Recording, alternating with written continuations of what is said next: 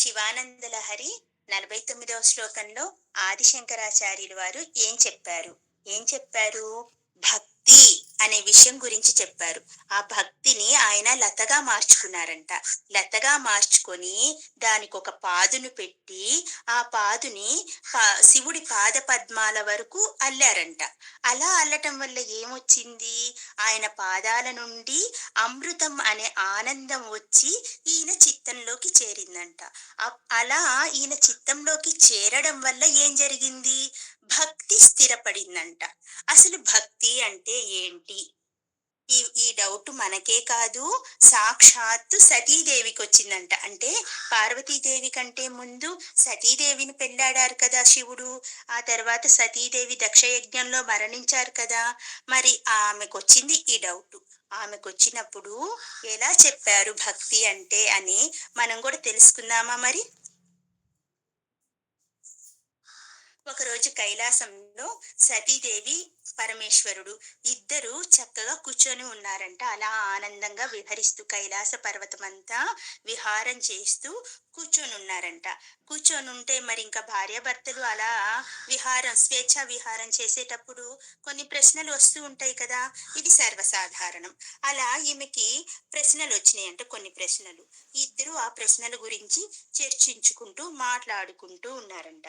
ఈ మాటల సందర్భంలో స్వామి స్వామి, నా భక్తులు నన్ను భక్తి చేస్తున్నారు అంటూ ఉంటారు కదా. మరి మీరు ఆ భక్తి గురించి నాకు కూడా తెలీదు, కొంచెం వివరంగా చెప్పండి అని సతీదేవి అడిగిందంట. అప్పుడు ఈయన చిన్నగా చిరుమందహాసంతో, సతీ నువ్వు అడగటము నేను చెప్పకపోవటమునా, మరి చెప్తాను విను అంటే పరమేశ్వరుడు స్వయంగా సతితో అంటున్నాడు. ఏమని? మానవునికి ఎందుకు కష్టాలు వస్తున్నాయో చెప్తున్నాడు. ఆమె అడిగింది, భక్తి భక్తి అంటున్నావు కదా, నీ మీద భక్తి చేస్తున్నారు కదా, మరి ఈ మనుషులందరికీ కష్టాలు ఎందుకు వస్తున్నాయి? ఎంత చక్కటి ప్రశ్న వేసిందో చూడండి. మనం అడగాల్సిన ప్రశ్న, అమ్మ కదా ఆమె, అందరికీ అమ్మ. ఆమె అడిగింది మనందరి తరఫున. అడిగితే ఆయన ఇలా సమాధానం చెప్తున్నారు. ఎందుకంటే అందరూ నా దగ్గరికి వస్తారు భక్తి చేసుకుందామని. కానీ వారి దృష్టి ఎక్కడో ఉంటుంది. నన్నసలు చూడలేరు. వేరే ఎక్కడో ఆలోచిస్తూ ఉంటారు. వేరే దేనికోసమో ఆశపడుతుంటారు. దేన్నో చూస్తారు. దానిని భేద బుద్ధి అంటారు. మనం ఒక పని మీద వెళ్ళినప్పుడు ఆ పని సంగతి మర్చిపోయి మన బుద్ధి రకరకాలుగా వెళ్తూ ఉంటుంది అన్నమాట. దీన్ని భేద బుద్ధి అంటామంట. ఇప్పుడు మనం ఏం చేస్తాము? గుడికెళ్ళి పూజ చేయాలనుకొని వెళ్తాం. కానీ ఎదుట ఆమె ఏం చీర కట్టుకుంది, పక్కన ఆమె ఏమి నగలు పెట్టుకుంది. వచ్చిన సంగతి మర్చిపోతాం. అయ్యో నేను పట్టు చీర కట్టుకోలేదే, నేను సిల్క్ చీర కట్టుకున్నానే. ఇలా ఉంటుందంట. బుద్ధి ఎక్కడో ఉంటుంది. ఆడవాళ్ళకి ఇలా ఉంటుంది, మరి మగవాళ్ళకి ఎలా ఉంటుందో తెలియదు. అలా భేద బుద్ధితో ఉండే వాళ్ళు ఒక్క భూలోకంలోనే కాదు సతీ, త్రిలోకాల్లో అన్ని చోట్ల ఉన్నారంట. చూడండి మరి. ఆ పైలోకంలో కూడా దేవతలు ఇలాగే ఉన్నారంట. పాతాళ లోకంలో వాళ్ళు కూడా అలాగే ఉన్నారంట. మరి భూలోకంలో మనం కూడా ఇలాగే ఉన్నాం. త్రిలోకాలలో కూడా ఇలానే ఉంది అందరి ప్రవర్తన. అందుకే ఇలాంటి కష్టాలు వస్తున్నాయి. ఎందుకు ఇలా జరుగుతుంది? మనలో భక్తి అనే పాదుని సరిగ్గా పెట్టుకోలేదు అని చెప్తున్నారు పరమేశ్వరుడు. శంభు ధ్యానం మీద శ్రద్ధ కాని భక్తి కాని అస్సలు లేవంట. శంభు శంభుడిని ధ్యానించటం అనే పని మీద మనకు శ్రద్ధ కాని భక్తి కాని లేదంట. అలాంటి భావన ఎలా వస్తుంది? సాధన ద్వారా వస్తుంది. ఏదైనా మనం సాధన చేయాలంటే ముందు మనకు కావలసిందేంటి? సంతోషంగా చేయాలి. మరి ఆ సంతోషం ఎలా వస్తుంది? ఆ సంతోషం రావాలంటే మనం అన్ని సత్కర్మలు చేయాలి. సత్కర్మలు అంటే మంచి మంచి పనులు చేయాలన్నమాట. అలా మంచి పనులు చేస్తూ ఉంటే సంతోషం వస్తుంది. సంతోషం ద్వారా సాధన వైపుకి మనసు వెళ్తుంది. ఆ సాధన ద్వారే భక్తి అనేది లభిస్తుంది సతీ అని చెప్పాడు. 4 వర్ణాలలో కూడాను నేను ఎవరికి ఏ ధర్మం అయితే వర్ణధర్మం నియమించానో, నిర్ణయించానో, వాళ్ళు వాళ్ళ కర్మలను నిష్కామంగా చేసినప్పుడు మాత్రమే భక్తి వస్తుంది. ఆ భక్తిని స్థిరపరుచుకోవడానికి సాధన చాలా అవసరం సతీ అని చెప్పారు. స్వామి ఈ సాధన, సాధన అంటున్నారు. మరి ఈ సాధన ఏంటి? ఈ భక్తి స్థిరంగా ఉండడానికి వాటిని ఎలా పొందాలి అని మళ్ళీ తిరిగి ప్రశ్నించింది పరమేశ్వరుణ్ణి. అప్పుడేం చెప్తున్నాడు ఆయన? ఈ సాధన ఎలా ఉండాలంటే 3 రకాలుగా ఉంటుంది. అవేంటి? 1 శారీరక కర్మలు, 2 వాచిక కర్మలు. వాచిక కర్మలంటే మనం మాట్లాడుతాం కదా! వచనాలు. అవి వాచిక కర్మలు. 3 మానసిక కర్మల ద్వారా ఇలాంటి స్థితిని పొందవచ్చు సతీ అని చెప్పాడు. స్వామి నాకింకొంచెం వివరంగా చెప్పండి. నాకర్థం కాలేదు అని అడిగింది మళ్ళీ సతీదేవి. సరే అని ఏ కర్మానికి 3 చెప్పారు కదా! 3 రకాల కర్మలు చెప్పారు కదా! ఏ రకం కర్మకి ఆ వివరణ ఇస్తున్నారు స్వామివారు. శారీరక కర్మలు అంటే ఏమి లేవు సతీ. ప్రతిరోజు అనునిత్యం మనం చేస్తుంటామే షోడశోపచార పూజ. షోడశోపచార పూజ చాలా మంది చేస్తూనే ఉంటారు. అందరికీ తెలుసు. షోడశ అంటే 16 అని సాంస్క్రిట్‌లో. 16 రకాల ఉపచారాలతో పూజ చేసేవాళ్ళు కొంతమందున్నారు. అలా కాదని మాకు 10, 16 ఉపచారాలు తెలీవు అని పంచ ఉపచారాలతో చేసేవారు కొంతమంది ఉన్నారు. మనం నిత్యం చేసేది పంచ ఉపచారాలు. షోడశోపచారాలు ఎవరు చేస్తారు? ఎక్కువ బ్రాహ్మణ కుటుంబానికి చెందిన వాళ్ళు షోడశోపచార పూజ చేస్తూ ఉంటారు. ఆ షోడశోపచారాలేంటో ఒక్కసారి ఊరికే అలా తెలుసుకుందాం వివరంగా కాకపోయినా. 1 ఆవాహనం, 2 ఆసనం, 3 పాద్యం, 4 అర్ఘ్యం, 5 ఆచమనీయం, 6 స్నానం, 7 వస్త్రం సమర్పించటం, 8 యజ్ఞోపవీతం సమర్పించటం, 9 గంధం సమర్పించటం, 10 పుష్పాన్ని సమర్పించటం, 11 ధూపాన్ని సమర్పించటం, 12 దీపాన్ని సమర్పించటం, 13 నైవేద్యాన్ని సమర్పించటం, 14 తాంబూలం సమర్పించటం, 15 సాష్టాంగ నమస్కారాన్ని సమర్పించటం, 16 ప్రదక్షిణం. మళ్ళీ ఈ సాష్టాంగ నమస్కారంలో చిన్న సూక్ష్మం ఉంది. ఏంటంటే మగవాళ్ళు సాష్టాంగ నమస్కారం పూర్తిగా భూమి మీద పడుకొని చెయ్యాలి. కానీ ఆడవాళ్లకు ఆ పద్ధతి లేదు. ఎందుకంటారా? ఆడవాళ్ళకి మాతృ స్నానాలున్నాయి కదా! అవి భూమికి తగలకూడదంట. అవి ఎంతో పూజ్యనీయమైన స్థానాలు అని స్వయంగా భగవంతుడే చెప్పాడు. అందుకని సాష్టాంగ నమస్కారం ఆడవాళ్లకు నిషిద్ధం. మనం మోకాళ్ళపై వంగి భూమిని తాకి చేతుల్ని పెట్టి నమస్కారం చేసుకుంటాం. మన సాష్టాంగ నమస్కారం అది. మగవాళ్ళైతే పూర్తిగా పడుకొని చెయ్యవచ్చు. వీటినేమంటారు? వీటిని శారీరక కర్మలు అంటారు. మనం ప్రతినిత్యం శరీరంతో చేసే కర్మలు. కాబట్టి ఈ శారీరక కర్మల్లో ఏంటి? మనకి ముందు అసలు భగవానుణ్ణి ఆవాహన చేసుకోవాలి. తర్వాత ఊరికే మనకి ఇంట్లోకి ఎవరైనా బంధువులొస్తే ఊరికే ఉంటామా? కూర్చోండి, కూర్చోండి అంటాం కదా! తర్వాత ఆసనం సమర్పించమంటున్నారు. తర్వాత ఆవాహనం చేయమంటున్నారు. సర్వదేవతల్ని ఆవాహనం చేయమంటున్నారు. ఇంకా, ఇంక వరుసగా అన్నీ తెలిసిందే. అర్ఘ్యం, పాద్యం వచ్చినోళ్ళకి మంచినీళ్ళు ఇస్తాం కదా! అదే చెప్తున్నారు. అర్ఘ్యం ఇవ్వటము, పాద్యము, తర్వాత స్నానము. ఇంత మనకి నీళ్ళనిచ్చి, ఇంత చేసిన దేవుడికి మనం కూడా స్నానం చేపించాలి కదా మరి! అలా స్నానం. ఇంకా వస్త్రం సమర్పిస్తాం. మనకి ఇంతటి భాగ్యాన్ని కలిగించిన ఇప్పుడు చూడండి ఆది శంకరాచార్యులు వారు ఏమన్నారు ఈ శ్లోకంలో? తన వస్త్రాన్ని, తన వస్త్రాన్ని అల్లాడంట. అదిగా చెప్పారు కదా! ఇప్పుడే కదా మనం చెప్పుకున్నాం చక్కగా. నా దేహం అనే వస్త్రం చేత చక్కగా పందిరిని అల్లాను అని చెప్పారు. మరి ఇంత చేసిన స్వామికి, మనందరికీ ఇన్ని ఇచ్చిన స్వామికి మనం వస్త్రాలు ఇవన్నీ ఇవ్వాలా? ఎందుకివ్వాలి? ఎందుకివ్వాలి అంటున్నారంటే, ఒకరు మనకి ఏదైనా ఇచ్చారంటే వాళ్ళకి కృతజ్ఞతాపూర్వకంగా మనం ఉండాలి. ఆ కృతజ్ఞతాపూర్వకంగా మనం చేయాల్సిందే గాని భగవంతుడికి ఇవన్నీ లేవని సమర్పిస్తున్నామా? కానే కాదు. ఆ చిన్న సూక్ష్మాన్ని తెలుసుకోమంటున్నాడు భగవానుడు. ఆ చిన్న సూక్ష్మానికి ఉదాహరణగా ఒక చిన్న కథ చెప్పుకుందాం. ఒక ఊర్లో ఏమైందంటే ఒక చిన్న పాప ఉండేదంట. అంటే ఒక కుటుంబంలో భార్యాభర్త, ఒక చిన్న పాప ఉండేవారనమాట. ఆయనేం చేసేవాడు, గొప్ప శివభక్తుడు. అంటే వీరశైవ మతం అని ఉండేదనమాట కొన్నాళ్ళ క్రితం.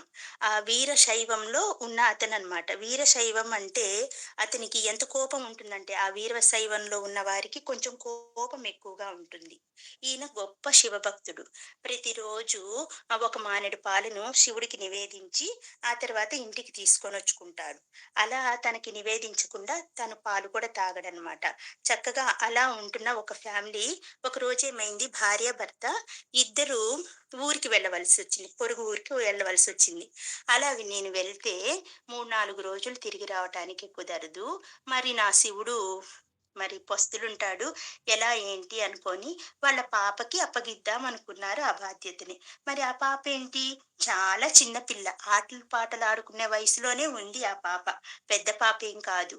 మరి అయినా తప్పదు కదా! చక్కగా ఆ పాపని పిలిచి, "మేమిట్లా ఊరికెళ్తున్నాం నాన్న. నువ్వు ఆటపాటల్లో పడి శివుడిని మర్చిపోతావేమో. ఒక మానెడు పాలు కొలిచి, వాటిని బాగా కాచి, మీగడ కట్టే వరకు బాగా కాచి, తీసుకెళ్ళి శివుడికి నివేదించి రా" అని చెప్తారు. మామూలుగా సాధారణంగా మన ఇంట్లో పండగలప్పుడు ఏమైనా చేస్తుంటే పిల్లలు అడిగితే ఏమంటాం మనం? దేవుడికి పెట్టిన తర్వాత ఇస్తామంటాం కదా! అప్పుడు పిల్లలేమనుకుంటారు, అమ్మ ఇది ఆ వయసు, అంత చిన్న వయసు. ఓహో! దేవుడికి పెడితే దేవుడు తినేస్తాడు గమాల అని అనుకునే వయసనమాట. సరే, ఇంక ఈ అమ్మాయి ఏం చేసింది? వాళ్ళ నాన్నగారు చెప్పారు కదా అని ఒక మానెడు పాలు కొలుచుకొని, వాటిని చక్కగా కాచుకొని, తీసుకొని వెళ్లి స్వామివారికి దుమ్మేమో పడుతుందేమోనని చెప్పి భయంతో ఆ అమ్మాయి పైటని కప్పుకొని, ఆ పైటతో పాటు పాలు తీసుకొని వెళ్లి శివుడికి నివేదించిందంట. శివుడికి నివేదించంగానే ఆ అమ్మాయి ఏమనుకుంటుంది, ఈయనేంటి తాగలేదు, శివుడికి నివేదించిరా అని నాన్నగారు చెప్పారు. ఇప్పుడేమో ఈయనేమో తాగటం లేదు. అలా తాగకపోతే నాన్న నన్ను కోప్పడతారేమో, తిడతారేమోనని భయపడుతుంది. ఇది అందరికీ తెలిసిన కథే. కానీ తప్పదు చెప్పాలి భక్తి గురించి అని.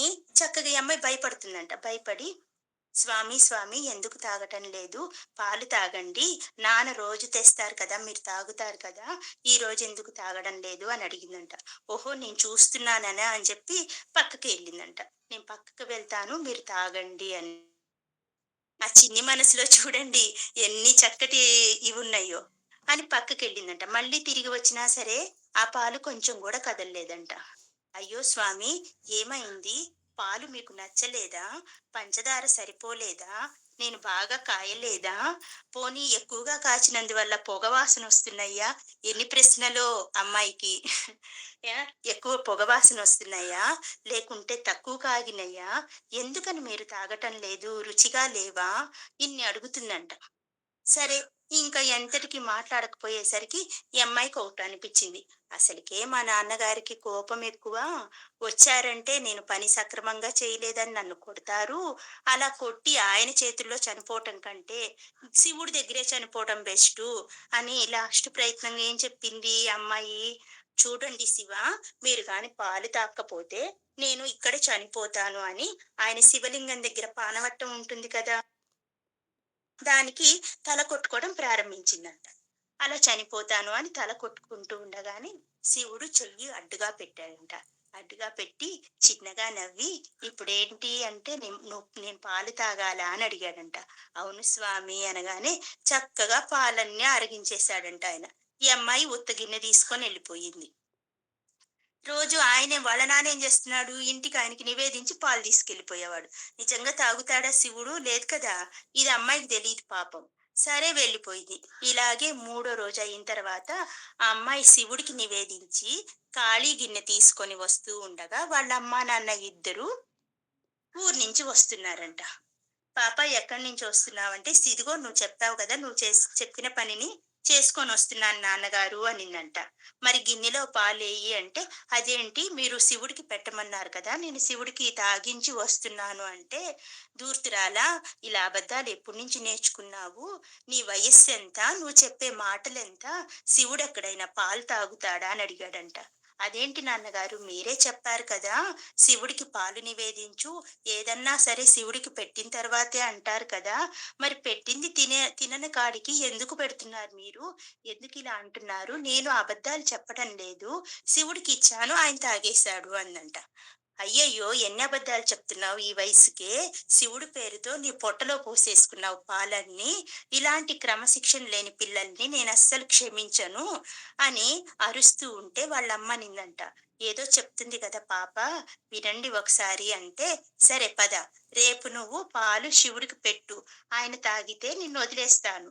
లేకుంటే నిన్ను శిక్షిస్తాను అన్నాడంట. సరే నాన్నగారు అందంట. ఎందుకంటే ఆయన రోజు తాగుతున్నాడు. అది అమ్మాయి ధైర్యం. సరేమని చెప్పి మర్నాడు మళ్ళీ ఇలాగే పాలు కొలుచుకొని ఆ పాపే స్వయంగా కాచుకొని తీసుకొని వెళ్ళింది. ఈ రోజు తల్లిదండ్రులు కూడా వెళ్ళారు కదా మరి. అక్కడికి వెళ్ళగానే శివుడికి పెట్టి తాగయ్యా తాగయ్యా అందంట. ఈ రోజు ఎందుకు తాగుతాడు మరి? నిన్న మొన్న అంటే పాప ఆనందంగా భక్తితో ఇచ్చింది కాబట్టి తాగాడు. ఇక్కడ వాళ్ళు చూస్తున్నారు కదా! ఈయన తాగలేదంట. తాగకపోయేసరికి చూసావా నువ్వు అబద్ధం చెప్పావని నిరూపణ అయ్యింది అనగానే ఈ అమ్మాయికి ఉక్రోషం వచ్చిందంట. ఇప్పటి వరకు శివుణ్ణి ప్రేమగా అడిగింది. ఇప్పుడు ఉక్రోషంగా అడుగుతుంది. ఏంటని? మనకు గూడా వస్తుంది అలాంటి ఉక్రోషం. ఏంటి? చెయ్యని పనిని చేశాము అంటే ఉక్రోషం వస్తుంది. ఇప్పుడు ఆ పాపకి అలాంటి ఉక్రోషమే వచ్చింది. వచ్చి శివయ్య నీవు కానీ తాకపోతే నేను అబద్ధం చెప్పానని వాళ్ళు అనుకుంటున్నారు. నన్ను చెడ్డదాన్ని చేస్తున్నారు. ఇప్పుడు వాళ్ళు ఇచ్చే దెబ్బల కంటే నీ మౌనమే నన్ను ఎక్కువ బాధిస్తుందయ్యా. నన్ను అలా బాధించకు అని ఉక్రోషంగా అడిగిందంట. ఉక్రోషంగా అడిగినా ఆయన దిగి రాలేదు. ప్రేమగా అడిగినా ఆయన దిగి రాలేదు. చివరికి ఏం చేసింది? అమ్మాయికి తెలిసిందల్లా ఏంటది? వెళ్ళటం ఆ పానవట్టం దగ్గరికెళ్ళి తల కొట్టుకోవడం చచ్చిపోతానంటాం. అదొక్కటే తెలుసు. కాబట్టి ఇవాళ గూడా ఆ పనే జేసింది. ఏమని? "నువ్వొచ్చి తాక్కపోతే నా మాట పోతున్నట్టే. కాబట్టి నేను చక్కగా నీ దగ్గరే చనిపోతాను" అని చెప్పి ఆ పానపట్టానికి తల కొట్టుకుంటుందంట. వెంటనే శివుడేం చేశాడు? శివలింగం 2గా చీలిందంట. చేత్తో ఆ పాపని అలా గుండెలకి హత్తుకున్నాడంట. మొత్తం దాదాపుగా ఆ పాప లింగం లోపలికి మొత్తం వెళ్ళిపోయింది. ఈ పాపకేంటి పొడవాటి జుట్టుండేదంట. ఆ జుట్టు పట్టుకున్నారు తల్లిదండ్రులు చూసి. తీరా ఆ జుట్టొక్కటే వీళ్ళ చేతిలోకొచ్చింది. పాప మొత్తం శివలింగంలోకెళ్ళిపోయింది. శివలింగంలోకెళ్ళిపోయిన తర్వాత యాజ్ యూజువల్ శివలింగంతో సహా మాయమైపోయింది. అయ్యో! బిడ్డ నిజం చెప్తే మనం అబద్ధం అనుకున్నామే. ఇన్ని రోజులు భక్తి చేస్తున్నాను. నాకెప్పుడూ కనిపించలేదు శివుడు. మన పాప ఎంత పుణ్యం చేసుకుందో చూడు. శివుడు దర్శనము, శివుడిలో ఐక్యము కల్పించాడు. మరి ఏంటి ఇక్కడ ఈ పాపలో ఉన్న భక్తికి, ఆయన భక్తిలో తేడా? ఆ పాప ఏంటి నమ్మింది. శివుడికి పెడితే తింటాడు అని నమ్మింది. ఆ భక్తి. ఈయనలో అది లేదు. శివుడికి మనం రోజు మనకున్న 16 ఉపచారాల్లో ఒక ఉపచారమైన నైవేద్యాన్ని సమర్పించాను. ఆ సమర్పించి వెళ్ళిపోతున్నాను అని రోజు ఆయన యాంత్రికంగా చేస్తున్నారు పూజ. ఈ అమ్మాయి ఏం చేసింది? నమ్మకంతో భక్తి చేసింది. అయ్యో! ఇలా అయిపోయిందే. పోనీలే మన బిడ్డకి ముక్తినిచ్చాడు భగవంతుడు అని చేతిలోకి వచ్చిన జుట్టుంది కదండీ! ఆ జుట్టుని తెచ్చుకొని వాళ్ళ ఇలవేల్పుగా ఆ పాప జుట్టుని పెట్టుకొని పూజించుకున్నారంట వాళ్ళు. అలాగా అంత చిన్న పిల్ల భక్తికి కూడా ఆయన కరిగిపోయి అందరికీ ఇస్తాడా అండి? తన దర్శనాన్ని ఇవ్వడు.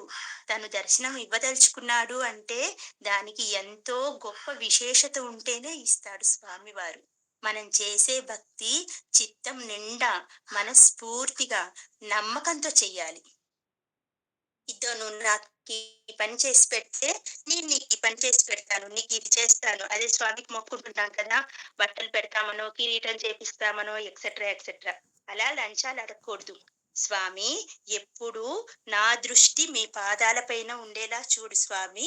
మీ దృష్టిని నాపై ఉండేలా చూడండి స్వామి అని అడిగితే ఆయన మనకి ఏమివ్వాలో అన్నీ ఇచ్చేస్తారు. అలా కాకుండా మనం కోరికల చిట్టాలు చదువుతూ ఉండకూడదు. ఇలాగా 3 ధర్మాల్లో ఒక ధర్మమైన శారీరక కర్మ గురించి చెప్పారు భగవంతుడు. ఇక రెండోదేంటి? రెండో కర్మ ఏం చెప్తున్నారు? వాచిక కర్మ. వాచిక కర్మాలు అంటే వచనాలతో చేసే కర్మలు. ఏంటవి? పంచాక్షరి మంత్రం. ఓం నమ శివాయ అనే పంచాక్షరి మంత్రం చేసినా చాలంట. సతీ, ఈ శారీరక కర్మలు అందరికీ అలవాటైన కర్మలు కాదు మరి. ఈ 16 ఉపచారాలు చేయాలంటే చాలా సమయం పడుతుంది. సమయం పక్కన పెడితే దానిలో ఉన్న నిష్ట తెలియదు చాలా మందికి. కాబట్టి రెండవది వాచిక కర్మలు చెప్పారు. వాచిక కర్మల్లో ఏమిచ్చారు? పంచాక్షరి మంత్రాన్నిచ్చారు. ఇంకా జపం ఇచ్చారు. శంభు స్తోత్రాన్నిచ్చారు.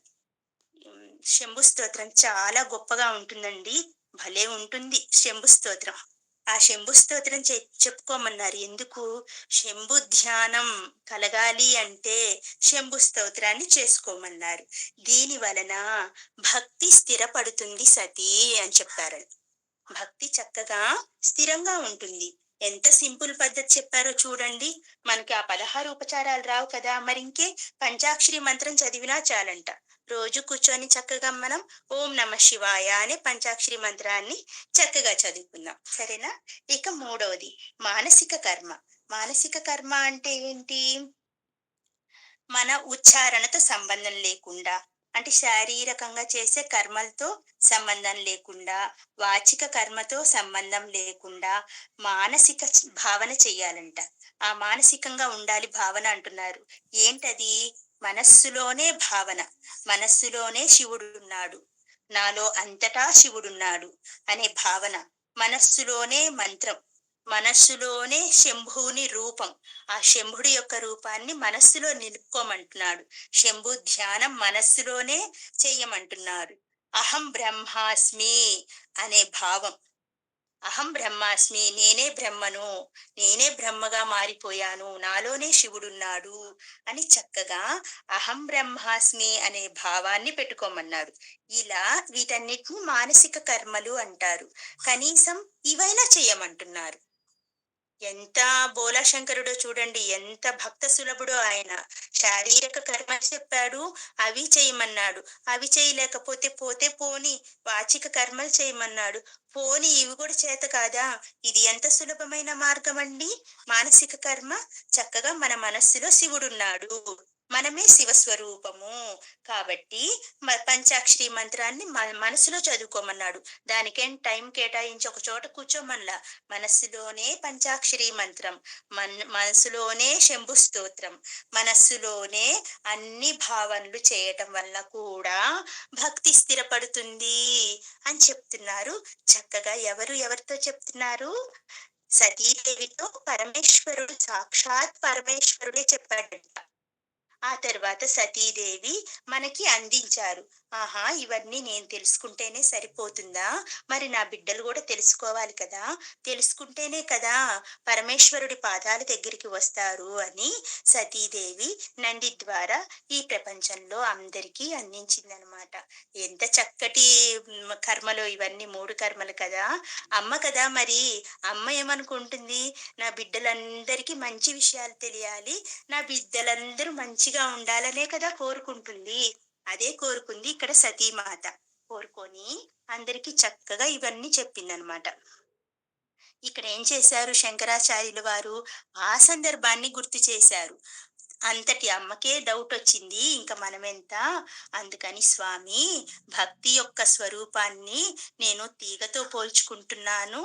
ఈ భక్తి అనే లత తనకి అభీష్ట ఫలాన్ని ఇవ్వాలని కోరుకుంటున్నాను అని చెప్పారు.